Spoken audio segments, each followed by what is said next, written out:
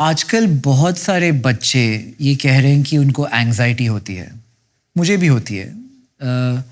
Anxiety मेरे life में the way it presents itself is जैसे मैं आपके साथ बैठ के बातें कर रहा हूँ, I feel nervous, I feel anxious. मुझे ये लगता है कि पता नहीं मैं क्या बोल दूँगा, आपको कैसे लगेगा। एंड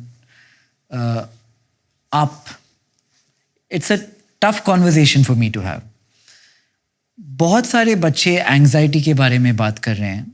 ये आपकी ज़िंदगी में भी आता है, और जब आपके बचपन में आता था आपने इसके साथ किया क्या? आता तो होगा। ऐसा तो नहीं है कि परमात्मा ने कुछ मेरे लिए दरवाजे बंद रखे होंगे। जो हर एक को देते हैं वो मुझे भी दिया होगा।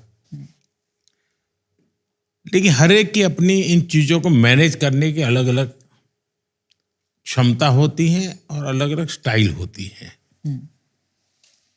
ये आप मुझे, अगर मैं ये आपसे सीखना चाहूँ तो how does one do it? Exactly कोई थीसिस के रूप में कहना तो बड़ा कठिन है। लेकिन मैं एक ऐसे पथ पर बैठा हूं कि मुझे मेरे इमोशंस को, मेरी ये जो नेचुरल टेंडेंसी मनुष्य की होती है, उन सब से बाहर रहना होगा, सबसे ऊपर रहना होगा। अब जैसे 2002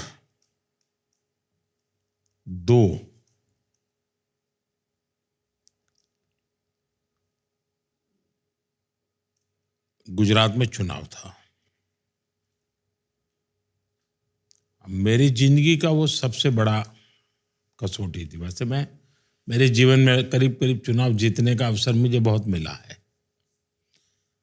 लड़ा तब भी और लड़ाया तब भी। तो मेरे जीवन में न टीवी देखा, रिजल्ट आ रहे थे, कुछ नहीं। 11-12 बजे मेरे घर के नीचे सीएम बंगलो के बाहर ढोल की आवाज आने लगी। और मैंने लोगों को कहा 12 बजे तक मुझे कुछ जानकारी मत देना। फिर हमारे ऑपरेटर ने चिट्ठी भेजी कि साहब आप 2/3 बहुमत से आप आगे चल रहे हैं वगैरह। तो मैं नहीं मानता हूं कि कुछ मेरे भीतर कुछ नहीं हुआ होगा, लेकिन उसको ओवर पावर करने वाला मेरे पास कोई थॉट था। तो मेरे लिए वो रेस्टलेसनेस कहो, एंग्जाइटी कहो, अलग हो गया। उसी प्रकार से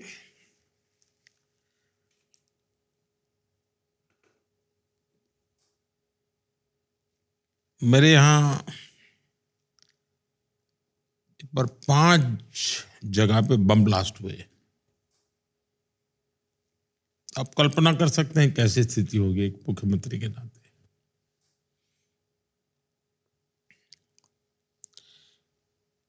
तो मैंने कहा मैं